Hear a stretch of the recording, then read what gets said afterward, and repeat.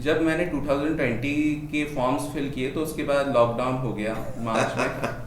तो एग्ज़ाम सारे पोस्टपोन हो चुके थे हाँ, ऑलरेडी। मुझे ये पता था कि जब भी ये लॉकडाउन खुलेगा तो एग्ज़ाम्स होंगे और एक साथ होंगे। शायद एक साथ होंगे, हाँ। और शायद प्री और मेंस के बीच टाइम भी ना मिले शायद।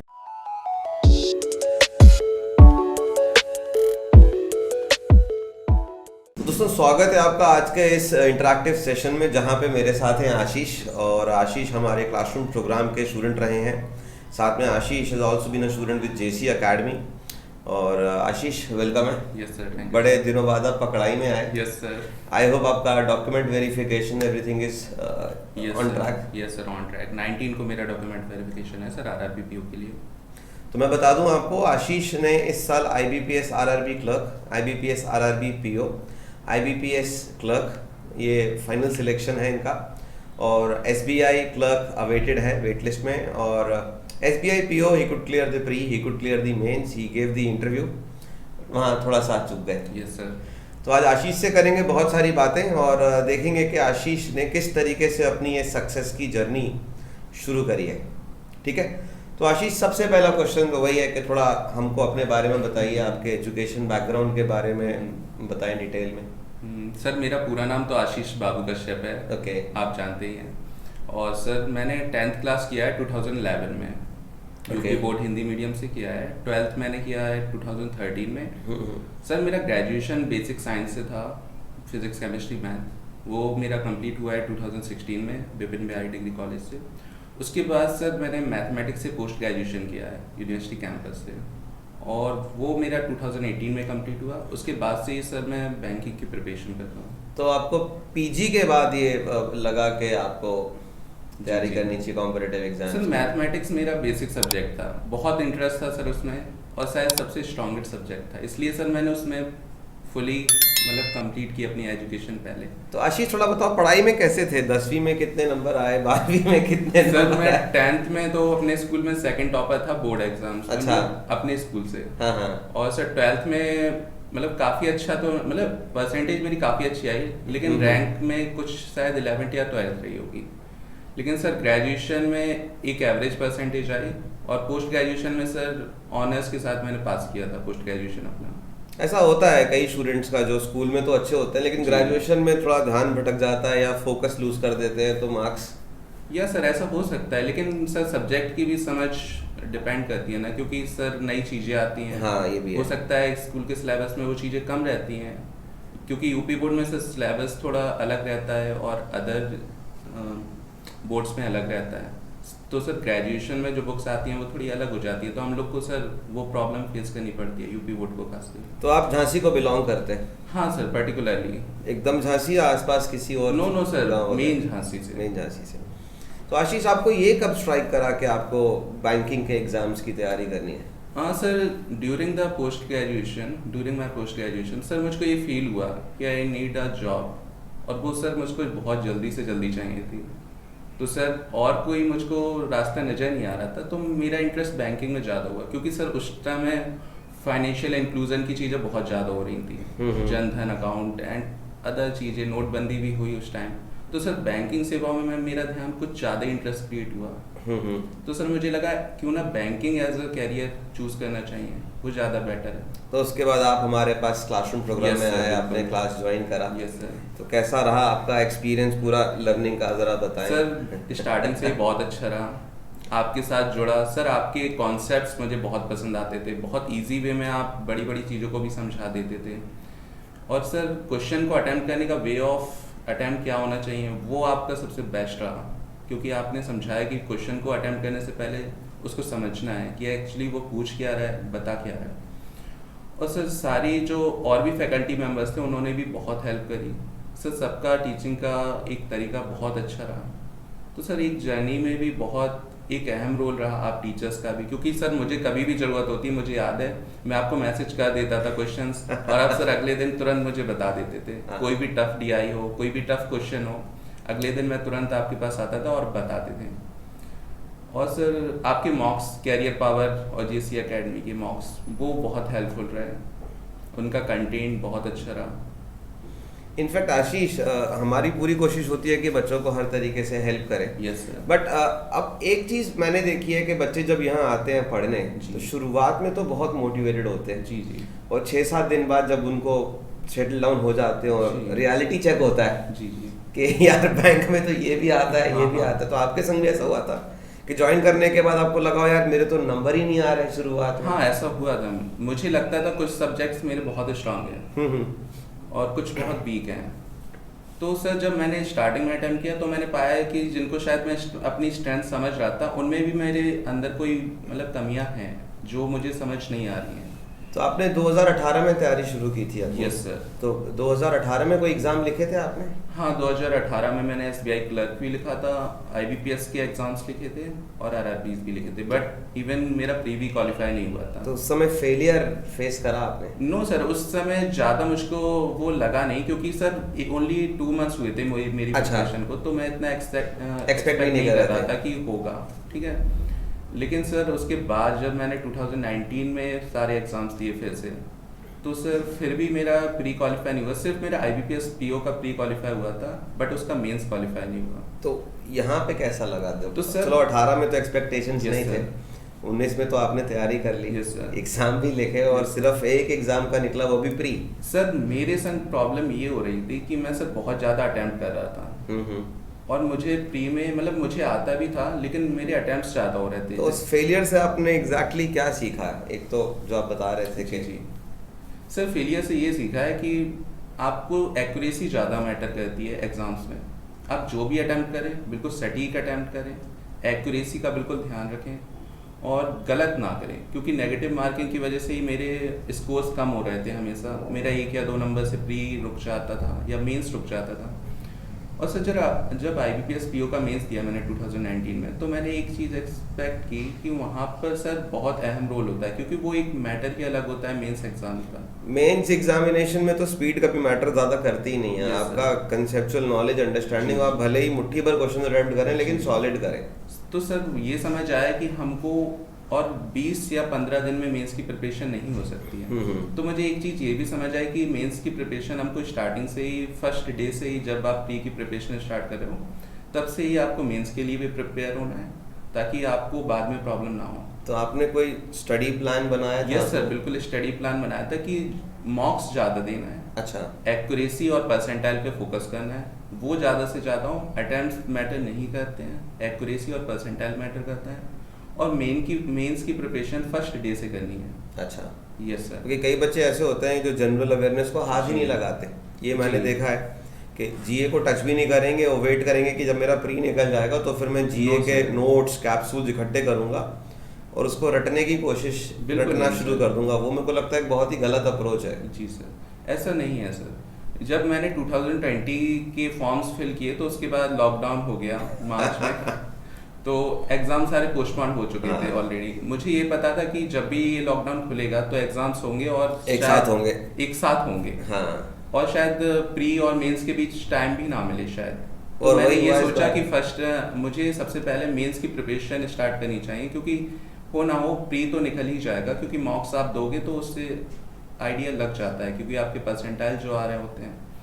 तो मैंने सबसे पहले GA का पोर्शन और लैंग्वेज का सेक्शन। एक काम करते हैं, सब्जेक्ट वाइज आपका स्ट्रैटेजी तो पहले सम अप कर लेते हैं। 2018 में आपने शुरुआत करी जी, 2 महीने बाद आपने एग्जाम लिखे, सफलता हासिल नहीं हुई, आप हतोत्साहित नहीं हुए? नहीं, बिल्कुल नहीं। 2019 में आपने फिर से प्रयास किया बट यहाँ थोड़ा डिमोटिवेशन हुआ और आपने रियलाइज किया कि फोकस करना है क्वालिटी पे, नंबर्स पे फोकस नहीं करना। और क्योंकि हम जब तुक्का मारते तो हमको तब भी नहीं पता लगता कि हमको कितना आता है। ये सर एग्जाम में होता है, हम ये सोचते हैं कि शायद हमारे आसपास वाले हमसे ज़्यादा अटेम्प्ट कर देंगे और वो क्वालिफाई हो जाएंगे, और उस चक्कर में शायद हम बहुत ज़्यादा अटेम्प्ट कर देते हैं और शायद कुछ गलत भी कर आते हैं जिसकी वजह से नेगेटिव मार्किंग होती है और मार्क्स पे इफेक्ट होता है। तो 2019 के बाद से आपने कुछ सब्जेक्ट वाइज आपकी स्ट्रैटेजी अगर बताएं, मैथ्स को लेके क्या था, रीजनिंग को लेके क्या था, और अगर आपने करियर पावर और JC अकेडमी के अलावा कोई और सोर्सेज भी यूज़ करें तो उनको भी आप प्लीज़ ज़रूर बताइए, ताकि यहाँ पर बच्चों को मिलना चाहिए एक इनपुट के we are not only promoting us, we just want them to know कि भाई एक्चुअली में क्या सिनेरियो है, कि भाई स्टूडेंट्स के लिए क्या अप्रोच होना चाहिए अगर वो सिलेक्शन चाहता है, तो क्या एफर्ट्स होने चाहिए? तो sir, subject wise yes sir, अगर आप उनको लेके चल जब सकें। 2019 में मेरा कोई भी एग्ज़ाम क्लियर नहीं हुआ, तो सर जो उनके स्कोर कार्ड्स थे प्री के, उनका मैंने सेल्फ एनालिसिस किया ओके। कि क्या प्रॉब्लम आ रही है कि जो मतलब एग्ज़ाम क्लियर नहीं हो रहा है। तो सर मुझे ये प्रॉब्लम समझ आई कि सब्जेक्ट पे आप फोकस तो कर रहे हो, लेकिन आप गलत भी ज़्यादा कर रहे हो। क्वेश्चंस को अटेम्प्ट आप गलत तरीके से कर रहे हो। ओके। जो आपको आता है वो आपको पहले करना है, और जो कॉन्सेप्ट आपके वीक हैं आप उन पे ज़्यादा फोकस करें, उनको स्ट्रेंथ करें, ताकि वो एग्जाम में जब आए तो आपको उनसे प्रॉब्लम ना हो। तो मैथ्स का कोई लिस्ट बनाया था, रीजनिंग का यस कोई सर, लिस्ट मैथ्स बनाया में कुछ ऐसे टॉपिक थे जो मुझे बहुत परेशान करते थे। जैसे कि sir speed, time and distance, ये सर बहुत परेशान करता था। खासकर ट्रेन वाले क्वेश्चन में। और भी थे सर मिक्सचर एलिगेशन, बहुत जो हार्ड टाइप के क्वेश्चन आते हैं मिक्सचर एलिगेशन में, वो मुझे बहुत परेशान करते थे। विड्रॉ करके रिप्लेस कर दिया, फिर बदल दिया, मिक्स कर दिया। सर ये बहुत परेशान करते थे। तो मैंने इनको कॉन्सेप्ट्स को अलग रखा और इनको समझा। मुझे याद है ये वाले टॉपिक्स आपने शायद मैं एक बार रिवीजन में भी मेरे से दोबारा पढ़े। यस सर, ये मैंने आपसे भी पढ़े सर। यस सर, और सबसे ज्यादा मेरे क्वेश्चन इन्हीं पे आपसे पूछता था मैं। हाँ, मेरे को याद है। तो सर उसके बाद एक चीज ये भी रियलाइज की, तो उसके बाद सर मैंने ये रियलाइज किया कि मॉक्स देना बहुत ज़रूरी है। अच्छा। रेगुलर मॉक्स देना है सर। मैं एक वीक में 2 मेंस के मॉक्स देता था और कम से कम 4 प्री के मॉक्स देता। अच्छा, ऐसा नहीं था कि मैं अभी तो प्री के ही लगाऊंगा और फिर जब मेंस निकलेगा तो मेंस नो के सर, लगाऊंगा। नो सर, 2020 में मेरी स्ट्रेटेजी स्टार्टिंग से यही रही कि प्री एंड मेंस दोनों साथ साथ चलना है। क्योंकि स्टूडेंट्स को लगता है कि नहीं, खत्म ना हो जाए मॉक्स, से पहले प्री के लगा लेते हैं, प्री निकलेगा तो मेंस का तैयारी करेंगे। क्योंकि सर इससे आपकी थॉट ऑफ प्रोसेस भी चेंज होती है कि मेंस का भी आपका बिल्कुल कवर होता जाता है और प्री का भी कवर आप मेंटली एक तरीके से मेंस के लिए अपने आप को पहले ही प्रिपेयर करके चल रहे हो कि अगर आ गया तो मेरा एक्शन प्लान क्या होगा। जी सर। सर बच्चों के साथ प्रॉब्लम ये होता है कि वो प्री की बिल्कुल तैयारी करते हैं 2-3 महीना लग के, और सर जब प्री निकल जाता है फिर वो 15 या 20 दिन में सोचते हैं मेंस की प्रिपरेशन करें। तो सर वो एकदम से थॉट प्रोसेस को इतना ऊपर उठाना पॉसिबल नहीं हो पाता। इनफैक्ट मैंने देखा है ऐसे कई सारे बच्चे, उनके हर साल प्री तो निकलते हैं लेकिन मेंस नहीं निकलते। उसके पीछे यही रीज़न है, मेरे को लगता है कि वो प्री के लिए ही फोकस्ड रहते हैं और वो मेंस के लिए कुछ स्पेशल एफर्ट नहीं डालते। Yes sir. रीजनिंग को लेके क्या रहा आपका? रीजनिंग कैसे प्रिपेयर? सर रीजनिंग तो मैं ये कहता हूँ कि स्टार्टिंग से थोड़ा स्ट्रॉन्ग रहा रीजनिंग क्वेश्चन मेरा। उसमें ज़्यादा प्रॉब्लम नहीं आई। मैंने सर मिसलेनियस अवॉइड करे, सिर्फ पजल्स पे फोकस किया। आपने अपने पजल्स और सिटिंग अरेंजमेंट को एकदम सिर्फ मिसलेनियस सर मैंने बना लिया कि अब चाहे किसी भी तरीके का है। यस सर, मिसलेनियस मैंने एग्जाम में, आप मानोगे नहीं सर, कभी अटेम्प्ट नहीं। अच्छा। Yes sir. तो ये आपका एक सीक्रेट स्ट्रैटेजी रहा। Yes sir. इंग्लिश को लेकर? इंग्लिश को लेकर सर मैं ज़्यादा कॉन्फिडेंट नहीं रहा कभी भी किसी एग्जाम में, वो सबसे वीकेस्ट पॉइंट रहा मेरा। लेकिन सर उसमें आरसी जो होता था वो सर मैं हर एग्जाम में अटेम्प्ट करता था, क्योंकि वहाँ पर आपको ज़्यादा इजी होता है मार्क्स गेन करना। थोड़ा सर्टेनिटी भी ज़्यादा होती है, एरर्स डिटेक्ट करना या फेलियर्स के केस के कंपैरेटिवली आरसी में कुछ बेस तो होता है हमारे पास। एरर डिटेक्शन में कभी नहीं कर पाता था एग्जाम में, क्योंकि मुझे लगता था कि 80% चांसेस हैं ये गलत होगा मेरा, क्योंकि एरर डिटेक्शन बहुत ही कम केस में मेरे सही होते थे। In fact I come from a convent background, if I try to find the errors, जिस लेवल के वो एरर्स देते हैं एसबीआई में, वो मैं भी ना कर पाऊँ। तो सर न्यूज़पेपर वगैरह पढ़े मैंने उससे, तो सर जो फिलर्स वगैरह होते थे वो भी इजीली फिर मुझको आने लगे। स्ट्रक्चर्स पढ़ के हाँ ऐसा पढ़ा हुआ है, हाँ ऐसा देखा हुआ है। फ्रेज रिप्लेसमेंट बहुत इजीली होने लगे थे और वर्ड स्वैपिंग वो इजीली होने लगी थी। तो सर प्री क्वालिफाई करने के लिए इतने मार्क्स बहुत थे, क्योंकि आपको कट ऑफ क्लियर करने के लिए इतना काफ़ी है। मेंस में सर स्ट्रेटेजी रहेगी वहाँ पर भी आरसी सिर्फ अटेम्प्ट करना, वर्ड स्वैपिंग, और सर पैराजम्बल्स पर ज़्यादा फोकस किया। पैराजम्बल्स मैंने हर एग्जाम में अटेम्प्ट किया। खास स्ट्रैटेजी थी पैराजम्बल्स करने की? यस सर, क्योंकि वहाँ पर सर आपको सबसे पहले फर्स्ट सेंटेंस और लास्ट सेंटेंस ढूंढना होता है। और बाकी के स्टेटमेंट तो सर आप फिर बाद में कर ही लोगे। और 2 क्वेश्चन तो आते ही हैं, पहला सेंटेंस कौन सा है, आखिरी कौन सा, वो तो लगा ही सकते हो 2-3 मिनट। हमेशा ये जरूरी नहीं होता है कि आप कोई 5 के 5 बने। हाँ, टॉपिक उठा रहे हो तो आप 5 के 5 ही करके आइए, 2 करके आ जाओ, 2 भी करके छोड़ सकते हैं इजीली। 2-3 मिनट में हो गया पहला और आखिरी। और सेम आरसी का होता है, आप जरूरी नहीं है 5 को करिए 6 करिए, जो इजी वाले हैं वो पिक कर लीजिए। जो आपको लगे कि हाँ बिना पढ़े भी मैं कर पाऊंगा, डायरेक्ट आंसर दिख रहा है, तो वो आप अटेम्प्ट कर सकते हैं। तो ये नहीं कि भावुक नहीं होना है कि पूरा ही सेक्शन करके, बिल्कुल नहीं सर। ऐसा भी होता है बच्चों के साथ कि वो उन्हें लगता है ये टॉपिक तो मुझे आता ही है, ये इसका क्वेश्चन मैं छोड़ ही नहीं सकता है, और मतलब वो शायद क्वेश्चन छोड़ने वाला होता है या टाइम टेकिंग होता है। बट बच्चे सर इमोशनल हो जाते हैं, वो कहते हैं ये टॉपिक तो मेरा आता हुआ है, मैं कैसे छोड़ करूँगा ही सकता करूँगा। हूँ। यस सर, तो वो नहीं करना है आपको। एग्जाम में ये देखना होता है कि आपको मार्क्स कौन जल्दी दे सकता है। सही बात है। Time जनरल आपका अवेयरनेस बचा के है। सर लिए जनरल अवेयरनेस के लिए ये सर एक बहुत वीक पॉइंट रहा मेरा 2019 में, जो मैंने मेन एग्जाम्स में फेस किया। तो सर 2020 में मेरी स्ट्रेटेजी ये रही कि मैं फर्स्ट डे से ही जीए करूँगा। सर एक प्रॉपर नोट्स बनाता था मैं, रोज के रोज जो भी न्यूज़ आती थी उनके प्रॉपर नोट्स बनाना एक ये कई सारे लोग बोलते हैं द हिंदू, तो आप भी द हिंदू को रिजॉर्ट करें या आपका कोई और सोर्स था? नहीं सर, जीए के लिए नहीं सर, मैं 2-3 सोर्स रखता था हर चीज़ के लिए, एक सोर्स पे मैं कभी डिपेंडेंट नहीं रहा। जाहिर सी बात है, क्योंकि अगर एक न्यूज़पेपर है उसका एक एडिटोरियल बोर्ड होता है, यस तो सर, उनका एक थॉट प्रोसेस होता है, और कहीं ना कहीं हम सभी इंसान हैं, हम सभी बायस्ड होते हैं। Yes sir. अगर आप देखेंगे जी न्यूज़, इंडिया टीवी, तो सबका एक सर न्यूज़ चैनल मैं चीज़ कभी को नहीं देखता। अप्रोच करने का तरीका है। वैसे ही न्यूज़पेपर्स में भी होता Yes, है sir. कि उनका एक सेट पैटर्न होता है जिसको जी। वो कोशिश करते हैं। तो ये बिल्कुल आपने एक अच्छा पॉइंट बताया कि एक से ज़्यादा सोर्सेज को अगर Yes, फॉलो sir. करेंगे तो आपका कवरेज बढ़ जाता है। Yes, sir. तो आपने कौन कौन से सोर्सेज? सर मैं द हिंदू भी पढ़ता था, और मैं सर एक लाइव मिंट ऐप है हाँ, या ऑफिशियल साइट है, उसकी न्यूज़ेस ज़्यादा पढ़ता अच्छा। था, क्योंकि वो एक लिमिटेड वर्ड्स में आपको काफ़ी न्यूज़ेस कवर करा देती एक और ऐप है इन शॉर्ट्स, मैं यूज़ करता हूँ इसे। In shorts. यस सर, वो भी अच्छा है। 60-70 शब्दों में आप चूज कर लो आपको Yes, किस किस sir. तरीके की न्यूज़ चाहिए, तो आपको वही।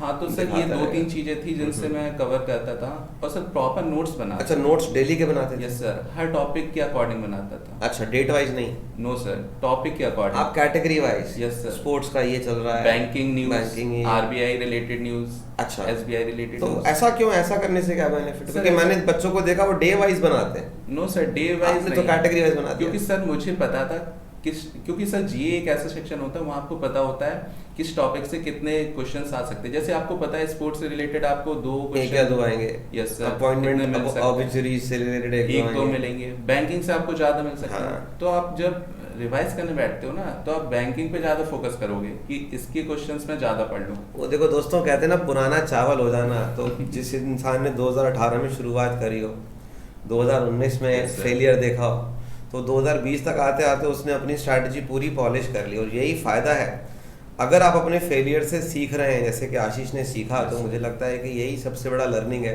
कि फेलियर से हमने क्या सीखा और उसके हिसाब से हमको अपनी स्ट्रैटेजी भी चेंज करनी है। तो आशीष, आपने बहुत बढ़िया काम किया। Yes sir. तो इस बार क्या रहा आपका स्कोर, अगर बता सके कि कौन कौन से एग्ज़ाम आपने लिखे यस सर। और किसमें कहाँ तक पहुँचे 2020 तो में? सर बताया। शुरुआत हुई एसबीआई क्लर्क से सबसे पहले। इसका एग्जाम शायद 1 मार्च को हुआ था। तो रिजल्ट तो इसका फिर आया नहीं क्योंकि लॉकडाउन बहुत लंबा अटक गया था इसका रिजल्ट। तो खैर मैंने फिर उसके बाद से मुझे लग रहा था उसका मींस मेरा क्लियर वो प्री जरूर क्लियर होगा। हाँ। तो सर मैंने इसीलिए मेंस की प्रिपरेशन स्टार्ट कर दी थी मार्च से ही। सर लॉकडाउन के अकॉर्डिंग कंडीशंस बहुत चेंज हुई कंट्री में, लेकिन सर मुझे कोई इफेक्ट नहीं पड़ा। मैं तो अपना घर पे बैठ के सिर्फ प्रिपरेशन पे फोकस करता रहा। बाहर की चीज़ों से ज़्यादा इफेक्ट हुआ नहीं मेरे ऊपर। तो सर ये जो 5-6 महीने मिले, ये लाइफ के बहुत इंपॉर्टेंट टाइम रहा मेरे लिए, एक लाइफ चेंजिंग मूवमेंट रहा। यस सर, बिल्कुल। तो सर मेरी स्ट्रेटजी ये रही मॉक्स ज़्यादा देना है, क्योंकि सर मॉक्स आपके मैथ्स, रीजनिंग और इंग्लिश पर पकड़ मजबूत करते हैं। और जीए के लिए सर मैं पर्टिकुलर नोट्स बनाता रहा रेगुलरली। तो हमने सब्जेक्ट वाइज तो बात कर ली। Yes sir. अब बात आती है कि आप जो कह रहे हो कि मॉक्स ज़्यादा देने हैं। Yes sir. जब आप मॉक्स देते थे तो उसको एनालाइज कैसे करते थे कि यहाँ से मेरे को क्या, कहाँ से बढ़ाऊँ नंबर, Yes, कैसे बढ़ाऊँ? तो सर एनालाइज ये होता था सर, फर्स्ट ऑफ ऑल सबसे पहले तो मेरा जब अटैम्प्ट ही करना होता था मैं, तो मैं ये देखता था कि ऐसे क्वेश्चंस अटैम्प्ट करने हैं जो कम टाइम ले और मार्क्स बिल्कुल एक्यूरेट दें, ताकि गलत होने के चांसेस कम हो। तो एक ये अच्छा पॉइंट रहा कि इससे परसेंटाइल इंक्रीज हुई मेरी जब भी मॉक्स अटैम्प्ट किए। और सर जब उसको एनालाइज कर रहा हूँ तो मैं ये देखता हूँ कि पहले वो क्वेश्चंस देखता हूँ जो गलत हुए हैं, कि मैं अटैम्प्ट कर रहा हूँ फिर भी गलत हो रहे हैं, तो क्यों गलत हो रहे हैं। और फिर उसके बाद मैं वो क्वेश्चंस देखता था जो टाइम टेकिंग है, यानी कि जिन्होंने टाइम ज़्यादा ले लिया। और उसके बाद वो क्वेश्चन देखता था जो मेरे छूट गए, कि भाई क्यों ये छूट गए या क्या इसमें मैं समझ नहीं पाया, जिसकी वजह से ये क्वेश्चन मुझे छोड़ना पड़ा। तो 3 स्टेज प्रोसेस आप Yes, पहले तो जो गलत हो गया वो क्यों हो Yes, गए। sir. बहुत इंपॉर्टेंट इनपुट है बच्चों आपके लिए। दूसरा जिनमें टाइम ज़्यादा लगा, Yes, sir. कहाँ बचा सकते हैं, Yes, कहीं sir. फॉर्मूला गलत ना लगा शायद मैंने प्रोसेस मतलब अप्रोच गलत हो गई, गलत लगा और दी। चौथा जो कर ही नहीं पाए वो क्यों नहीं कर वो पाए, क्यों नहीं कर पाए, यार ये वाले समझ में नहीं आते थे कि नहीं Yes, आते sir. थे, तो चॉइस गलत तो नहीं हो तो गई सर थी? जब एक घंटे का मॉक देता था प्री का, तो सर लगभग 1.5 घंटा उसका एनालिसिस करने में लग जाता था। ये बहुत इंपॉर्टेंट है, बच्चों को मैंने देखा है कि वो मॉक्स तो देते हैं लेकिन Yes, sir. उसके देने के बाद उसका एनालिसिस उतना टाइम नहीं अच्छे से नहीं लगाते, कर पाते हैं। But I think planning is more important. Sir मैंने कभी भी 3 घंटे से ज़्यादा एक दिन में कभी टाइम नहीं दिया अपनी प्रिपरेशन को। अच्छा, Yes, sir. लेकिन आपका बड़ा सिस्टमेटिक था ना, आपने Yes, हर sir. चीज बिल्कुल रिदम में चली सर। आपने पढ़ाई शुरुआत करने के पहले ही सब कुछ स्ट्रक्चर कर दिया Yes, कि sir. जीए बनाऊंगा तो ऐसे बनाऊंगा, Yes, sir.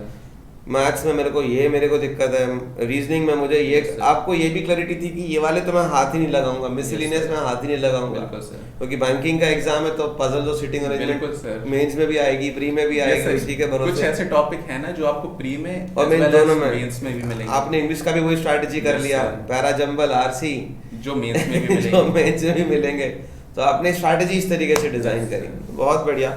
क्योंकि आज जो हम इंटरेक्शन कर रहे हैं दोस्तों, सक्सेस स्टोरी के साथ साथ ये एक इन डिटेल्ड इन डेप्थ डिस्कशन है, क्योंकि वी वांट के आशीष ने अपने 2 साल के प्रिपरेशन के जर्नी को कैसे यूज़ करा, किस तरीके से इन्होंने अपने आप को इम्प्रूव करा, और एक तरीके से देखा जाए तो अपने बलबूते पे आप सिलेक्शन हाँ। पाए। Yes, sir. तो कैसा फील हो रहा है? सर अच्छा फील हो रहा है। तो अब आपका इस साल कहाँ कहाँ फाइनल सिलेक्शन हो गया? सर तो फिर मैं आपको उसके आगे कंटिन्यू करता हूँ सर। फिर उसके बाद SBI सब क्लर्क मेंस का सबसे पहला एग्ज़ाम हुआ। अच्छा, तो वो मेरा एग्ज़ाम अच्छा गया, तो फिर उसका रिज़ल्ट आया जनवरी में।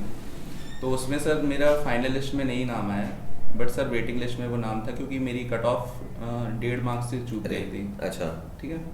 फिर उसके बाद सर RRB PO का एग्ज़ाम हुआ प्री का, तो वो सर क्वालिफाई हुआ। उसका कट ऑफ शायद 47 रहा था, बट मेरे मार्क्स आए थे 58.25, तो वो मेरा क्लियर हुआ प्री। उसके बाद सर मेंस हुआ, तो मेंस में अराउंड मेरे 96.25 मार्क्स आए थे अच्छा, आउट ऑफ 200, क्योंकि उसमें GA पोर्शन बहुत इंपॉर्टेंट रहा। GA में सबसे हाईएस्ट मार्क्स रहे थे शायद मेरे। GA तो आपने अपने वीकनेस को अपना स्ट्रेंथ Yes, बना sir. लिया। क्योंकि सर मैथ्स और रीजनिंग में आप पर्टिकुलर टाइम दे सकते हो, एक फिक्स टाइम, हाँ। उस पर आप पूरा 1 घंटा बर्बाद नहीं कर सकते हो, इसलिए उससे बेटर है आप GA अटेम्प्ट कर लो। तो आया नहीं आया Yes, तो sir. नहीं आया, 5-7 मिनट में पूरा डिसाइडर हो Yes, जाता है sir, काम। बिल्कुल। और जो नहीं आ रहा उस पर टाइम वेस्ट बिल्कुल नहीं करना है। तुक्का बिल्कुल नहीं सर। हालांकि कुछ में कंफ्यूजन था, तो मैंने शायद 1-2 लगाए भी हाँ, अगर 2 में कंफ्यूजन है, A या C, तो Yes, आप sir. कॉल ले सकते हो, लेकिन आपको क्वेश्चन का अता पता नहीं है तो वो तो फिर वो it's Yes, not sir. Worth it. तो सर ये बहुत मतलब इम्पोर्टेंट रोल रहा है इन चीज़ों का। तो फिर वो भी क्लियर हुआ। उसके बाद RRB PO का इंटरव्यू हुआ, तो इंटरव्यू भी अच्छा रहा था, काफ़ी अच्छा रहा था। इंटरव्यू के लिए भी मेरे को याद है आप आए थे। यस सर, मैंने प्रिपरेशन के लिए सर आपको सिलेक्ट किया था, आपने प्रिपरेशन कराई थी। तो सर पहले दिन तो जब आपने मॉक दिया Yes, तो sir. मैं और शुभम सर बैठे थे, आपका इंटरव्यू ले रहे थे। मैंने कहा नहीं, गौरव सर और मैं बैठे थे।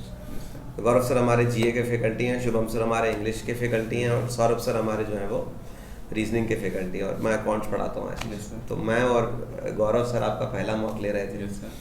पता नहीं कुछ बात हुई, आपने कुछ बोला, फिर मेरे को लगा कि नहीं ये मज़ा नहीं आया। Yes sir. फिर हमारी एक तरह से बहस हो गई थी मॉक यस सर। में। Yes sir. वो मैंने आपको आज बता रहा हूँ, वो हमने जानबूझ के किया था आपके Yes, sir. साथ, क्योंकि हम चाहते थे कि आपको ये हल्का सा हम इंडिकेट करें Yes, sir.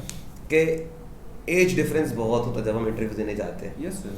तो थोड़ा सा हमको फॉर्मल और हमको हल्का सा एक अप्रोच पोलाइट वाला यूज़ करना होता है, बट आपने उस चीज़ को बड़े आसानी से समझ लिया और आपने उसको अगले ही इंटरव्यू में इम्प्लीमेंट भी कर दिया। Yes sir. ये हमको बड़ा तो सर अच्छा लगा। सबसे ज़रूरी चीज़ यही मैटर करती है कि आपके जो एक्सपीरियंस लोग हैं या आपको जो गाइड कर रहे हैं, आप उनकी चीज़ों को या उनकी बातों को कितना जल्दी अडेप्ट कर पा रहे हैं। और सर मेरे अंदर यही चीज़ रही कि अगर कोई पर्सन बता रहा है, जो मुझको मेंटोर कर रहा है, तो उसकी चीज़ों को जल्दी से अडॉप्ट करो जो वो बता रहे हैं। तो ये सबसे अच्छी एक चीज़ रही। तो इंटरव्यू में कितने नंबर मिले? इंटरव्यू में सर एग्जैक्ट स्कोर नहीं पता, लेकिन फाइनल स्कोर मेरा 51.25 आया है। अच्छा, आरआरबी पीओ। Yes sir. तो अब आप आरआरबी पीओ ज्वाइन कर रहे हैं? यस सर, मैं आरआरबी पीओ ज्वाइन। कौन सा बैंक ज्वाइन कर रहे हैं? जी, मुझको आर्यवर्त बैंक अलॉट हुआ है, उसका डीवी मुझको देना है अभी। तो लखनऊ मेरे ख्याल से इनका हेड ऑफिस है। Yes sir, Lucknow head office है, जहाँ पर इंटरव्यू कंडक्ट हुए थे सारे। आपको पता है मैंने भी स्केल 3 का एग्जाम क्लियर किया है। Yes sir. आरआरबी का, और I was amongst the top 5 scorers. Yes sir. और श्रेयस तब होता था, अब तो मर्ज हो गया वो। तो I think sir RRB PO में यूपी के, मतलब यूपी के रैंक लिस्ट में मेरा सर अंडर 100 रैंक है। बहुत बढ़िया है, तो बहुत ही बढ़िया है। यस सर, मेरे पास अभी लिस्ट है नहीं, लेकिन मेरे पास डली हुई है, तो उसमें मैंने देखा था तो अंडर 100 रैंक आया था। सेम आरआरबी क्लर्क में भी अंडर 100 रैंक है। अच्छा, 94 या 95 है सर। अब आशीष, यहाँ से कहाँ जाना, यहाँ से आगे की जर्नी कैसे देखते हो आप? मतलब तो आपको एक स्टेबल जॉब तो सर उसके बाद भी बता दूं, फिर उसके बाद सर मेरा एसबीआई पीओ का प्री भी क्वालिफाई हुआ है। मेंस में सर एसबीआई पीओ का मेंस बहुत अलग होता है सर। वहाँ पर सर बहुत हार्ड चीज़ें रहती हैं, तो वहाँ पर सर आपका दिमाग का बहुत ज़्यादा यूज़ करना ज़रूरी है। क्योंकि वहाँ पर सर आपको एलिमिनेशन मेथड ज़्यादा ज़रूरी लगा होगा। ये तो नहीं होगा, ये होगा, ये नहीं होगा। सर ये नहीं करना है मुझे, ये मैं डिसाइड कर बैठा था कि क्वेश्चंस वो सिलेक्ट करूँगा जो मुझे नहीं करने हैं, कि ये नहीं करना, ये नहीं करना, ये नहीं करना। तो एंड में सर जो चीज़ें बची वो ही अटेम्प्ट की। अच्छा, एक क्वेश्चन और मेरे को लगता है बच्चों के मन में आ रहा होगा कि आपने चूंकि आरआरबी के दोनों ही परीक्षाएं निकाले हैं जी, तो आरआरबी में आपने हिंदी ऑप्ट करा था या इंग्लिश? सर मैंने हिंदी ऑप्ट किया था। अच्छा। क्योंकि मेरा हिंदी बैकग्राउंड है और शायद हिंदी मेरा स्ट्रॉन्गेस्ट पॉइंट है अगर हिंदी इंग्लिश में कंपेयर करो तो। और सर हिंदी में बहुत कम टाइम लगा, क्योंकि वो सर मेरा को सब्जेक्ट है एक तरह से, मेरी मतलब स्टार्टिंग से ही को सब्जेक्ट। मदर टंग भी हमारी है। यस सर, तो उसमें बहुत कम टाइम लगा, और सर जो उसका टाइम बचा वो मैथ्स रीजनिंग को दिया। आरआरबी में क्योंकि सेक्शनल टाइम तो होता नहीं है, जैसे कि आईबीपीएस क्लर्क में होता है या एसबीआई में होता है, तो उसका जो टाइम बचा वो मैथ्स रीजनिंग और जीओ को दे दिया। ये स्ट्रैटेजी रही यार। Yes sir. उसके बाद सर एसबीआई पीओ का प्री क्लियर हुआ, मेंस क्लियर हुआ, तो सर फिर उसके बाद उसका भी इंटरव्यू हुआ। तो सर उसके इंटरव्यू में काफ़ी एडवांस मतलब क्वेश्चंस पूछे गए, मतलब मेरे एक्सपीरियंस से रिलेटेड भी पूछे गए कि आपके पास एक्सपीरियंस नहीं है कुछ, और आप नॉन बैंकिंग बैकग्राउंड से भी आते हैं, तो मतलब वो चीज़ें काफ़ी फिर मतलब उस पर मुझे प्रॉब्लम हुई क्वेश्चंस का आंसर देने। एसबीआई पीओ में आपसे इतने सारे Yes, question. sir. RRB PO में क्या पूछा गया था आपसे इंटरव्यू? आरआरबी पीओ में भी सर मुझसे फाइनेंशियल इंक्लूजन के ऊपर क्वेश्चंस पूछे गए, कुछ जो गवर्नमेंट की योजनाएं चल रही हैं उनसे रिलेटेड क्वेश्चंस पूछे गए कि किसके लिए चल रहे हैं, या मतलब उनके फंड्स वगैरह के रिलेटेड भी क्वेश्चन पूछे गए, तो वो मैंने आंसर कर दिए एग्जैक्टली। लेकिन सर कुछ मेरी सिटीज़ के बारे में, मतलब सिटी के आसपास की चीज़ों के बारे में पूछे गए जो एग्रीकल्चर से रिलेटेड हैं। जैसे कि अभी झांसी को एक सेंट्रल यूनिवर्सिटी मिल गई, हाँ, उससे एग्रीकल्चर related भी, का मिला है सेंट्रल तो यूनिवर्सिटी। उससे भी रिलेटेड क्वेश्चन पूछे गए। और झांसी में सर एक और सेंटर है एग्रीकल्चर से रिलेटेड, वो तो इंडियन ग्रासलैंड तो फॉर्डर उसका नेम पूछा उन्होंने मुझसे कि आप उसका ग्रासलैंड नेम एंड फॉर्डर बताइए। Research institute. यस सर, तो उसका नेम पूछा और पूछा उन्होंने कि ये कहाँ पर है। और फिर सर मेरे सब्जेक्ट से रिलेटेड भी क्वेश्चन पूछे गए। अच्छा, मैथमेटिक्स से रिलेटेड उन्होंने काफ़ी क्वेश्चंस पूछे मुझसे, उनके कॉन्सेप्ट्स भी पूछे कि ये कॉन्सेप्ट कैसे लागू होता है या कुछ भी होता है, कैसे अप्लाई करते हैं क्वेश्चंस में।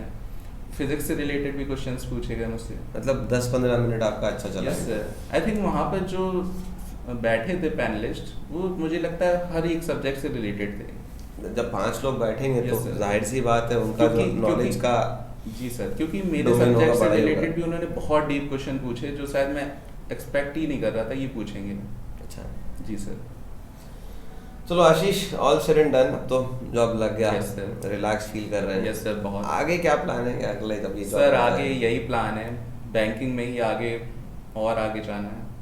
Next year SBI PO expect कर रहा हूँ सर। और आरबीआई की भी तैयारी करोगे? Yes sir, RBI grade B and CB भी ट्राई करूँगा। बहुत बढ़िया। और कितना खासकर सर अब मैं आरआरबी में आ गया हूँ तो नाबार्ड का भी बिल्कुल ट्राई करूँगा। बल्कि मैं समझता हूँ आपको नाबार्ड की तरफ ज़्यादा इंक्लाइंड sir. होना चाहिए, क्योंकि जब आपका एक एक्सपर्टीज और एक्सपीरियंस एग्रीकल्चर Yes, का sir. हो जाएगा आपका, क्योंकि सर जो आरआरबी पीओ पे रहते हुए मुझे नॉलेज और एक्सपीरियंस मिलेगा उसका वो तो यूज नाबार्ड में ज़्यादा बहुत अच्छा होगा। और तरीके से साथ साथ क्या है कि सरकार का फोकस भी इस समय Yes, एग्रीकल्चर sir. तरफ ज़्यादा है।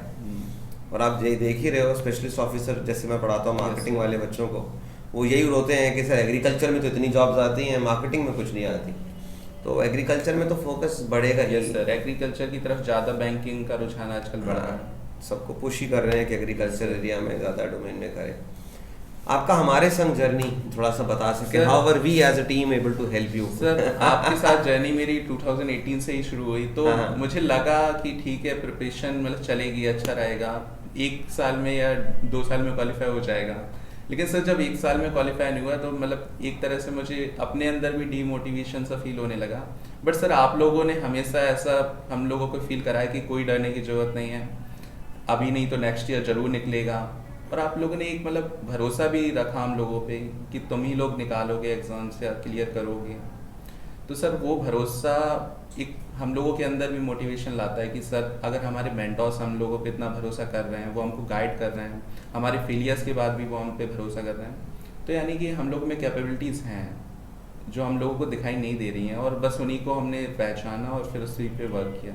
तो आपकी सारी सर एडवाइसेस मानी मैंने, वो सर बहुत हेल्पफुल रही। और सर जेसी एकेडमी का कंटेंट बहुत अच्छा रहा, उनके मॉक्स मैंने अटेम्प्ट किए थे, काफ़ी और सर आपका एक डीआई कोर्स भी था, वो बहुत हेल्पफुल रहा मेंस एग्जाम्स के लिए, खासकर एसबीआई के लिए और आरआरबी पीओ के मेंस एग्जाम्स के लिए। क्योंकि सर जो आपने डीआई को अप्रोच करने का तरीका समझाया कि सर कैसे उसको अप्रोच करना है, मतलब डायरेक्ट अटैम्प्ट नहीं करने लग जाना है, उसको समझना है कि वो एक्चुअली क्या किससे रिलेटेड है, कैसे उसको हैंडल करना है, तो वो सर बहुत हेल्पफुल रहा। और मुझे लगता है कि मेंस एग्जाम में तो सर डीआई के बिना आप क्वेश्चन निकल ही नहीं सकते। बैंकिंग का एग्जाम बिना डीआई के और बिना पजल्स के रीजनिंग में आप निकाल ही नहीं सकते। और सर डीआई को करने के लिए आपको अर्थमेटिक बहुत अच्छी क्लियर, आपके बेसिक्स कैलकुलेशन के, तो वो सर मुझे लगता है बेसिक्स बनाने में मुझे काफ़ी टाइम लगा, फिर उसके बाद इन सब चीज़ों को, क्योंकि सर ये 1 दिन की या 1 साल की जर्नी नहीं है। मुझे लग रहा है मैंने फर्स्ट डे से जो भी सीखा है उसी का रिजल्ट आज एवरीथिंग एड्स अप। आप कहो कि नहीं मैं 4-5 महीने में कर लूंगा, तो बिल्कुल नहीं सर, क्योंकि मैं ये भी नहीं कह सकता कि सिर्फ लास्ट 4-5 महीने की मेहनत काम आई है, ऐसा नहीं है सर। देखिए हमने वो भी स्टूडेंट्स देखे हैं जो 3-4 महीने की तैयारी करके निकाल लेते हैं, बट जनरली वो students they generally come from English background. Yes sir. उनका बीटेक होता है। Yes sir. तो जब वो बीटेक कर चुके होते हैं तो बीटेक के लिए भी उन्होंने पहले पढ़ाई करी होती है। हाँ ऑब्वियसली बात है। किसी अच्छे कॉलेज में जाने के लिए भी उन्होंने पढ़ाई होता है, तो वो ऐसा नहीं है कि यहाँ पे आती उनको मिल गया, वो कुछ हिस्सा तैयारी का पहले कर चुके होते हैं। लेकिन वो स्टूडेंट जो बीएससी कर रहे हैं हमारे झांसी में छोटे शहर में, तो उनकी तैयारी बाद में शुरू होती है। तो घुमा फिरा के बात हुई, मैथ्स का मेरा शुरुआत से ये स्ट्रॉन्ग पोर्शन रहा। वो तो मेरे को पता है। Yes sir. कि क्लास में 1-2 बार तूने भी ऐसे कहा कि सर इसको ऐसे कर लें, तो यस सर। फिर मैंने कहा ये भी तो सही कह रहे हैं। सर मैं एक चीज हो जाता है मैथ्स के लिए सर मैंने खुद की अप्रोचेस भी करी हैं, खुद शॉर्ट ट्रिक्स बनाई हैं बजाय दूसरों पे डिपेंड करने की। और सर हर बार क्वेश्चन में सेम ही ट्रिक से अप्लाई किया, ये नहीं है कि ट्रिक चेंज कर दो हर बार या मेथड ही चेंज कर दो, वो फिर फोकस हट जाता है चीज पे। क्योंकि सर फिर आप एग्जाम में जब बैठते हो ना तो आपको समझ ही नहीं आता कौन सा वाला ज्यादा एप्लीकेबल रहेगा। सही बात है। इसलिए मेथड्स रखिए, अप्रोच सेम ही रखिए हर क्वेश्चंस के लिए जब भी उस टाइप के क्वेश्चंस को अटेम्प्ट करें। तो आशीष जाते जाते आपकी तरफ से क्या टिप्स आप देना चाहोगे एस्पिरेंट्स को? सर टिप्स यही हैं कि फोकस रखिए अपनी चीज़ों पे और एक रिदम में कंटिन्यूसली प्रिपरेशन कीजिए। ये नहीं है कि 2 दिन करें फिर उसके बाद 2 दिन गैप कर दें फिर 4-5 घंटे पढ़ रहे हैं दिन में, ऐसा कुछ नहीं है। सिर्फ 3-4 घंटे या मतलब रिदम में करके रोज़ रेगुलरली प्रैक्टिस करके सिर्फ मॉक्स के बेस पे भी एग्ज़ाम्स क्लियर किए जा सकते हैं। ऐसा नहीं है कि आपको बहुत ज़्यादा कंटेंट चाहिए, बहुत ज़्यादा चीज़ें चाहिए, आप रेगुलर मॉक्स दीजिए तो उससे भी आपको एनालिसिस होगा अपनी चीज़ों का कि आप में वीकनेसेस कहाँ हैं, आप कहाँ फंस रहे हो या आपको कौन सी चीज़ें बहुत अच्छे से वर्क करनी है अभी भी, तो वो ज़्यादा हेल्पफुल रहेगा। यूट्यूब का कितना इस्तेमाल किया आपने लॉकडाउन? सर यूट्यूब बहुत कम इस्तेमाल किया मेरे अकॉर्डिंग तो मैंने, लेकिन सर क्योंकि मेरे को लगता है जब आप यहाँ आए हमने अच्छे से आपको सारा सिलेबस बता दिया, पढ़ा दिया, तो आपका एक बेस तो वहीं बन गया था। उसके बाद सारा खेल मेरे को लगता है प्रैक्टिस और इम्प्रूवमेंट का रह जाता है। तो लॉकडाउन में यूट्यूब नहीं यूज़ किया था सर? बहुत कम YouTube sir, actually social media platforms बहुत ही कम यूज़ किया है मैंने स्टार्टिंग से ही, तो उसका मतलब एक डाइवर्जन नहीं हुआ कभी भी माइंड का, सिर्फ पढ़ाई से रिलेटेड जो चीज़ नहीं आई वो गए पढ़ के आ गए, बस खत्म हो गया। ये नहीं कि टिकी गए वहाँ जाके, ऐसा कुछ नहीं है सर। यूट्यूब में ये बहुत होता है कि इनफैक्ट कोई भी अगर हम जा रहे हैं, अगर हमारे पास कोई भी ऑनलाइन प्लेटफॉर्म है किसी भी कंपनी का हो, बट आपको स्पेसिफिकली पता होना चाहिए कि what exactly you looking for, what exactly you finding over there. वो चीज़ लीजिए, पढ़िए और वापस आ जाइए। उससे सेम पेपर एग्जाम्स का होता है। आप हाँ। एग्जाम की प्रिपरेशन कर रहे हैं तो आपको पता होना चाहिए आपको क्या चाहिए, क्या नहीं चाहिए, क्या अवॉइड करना है।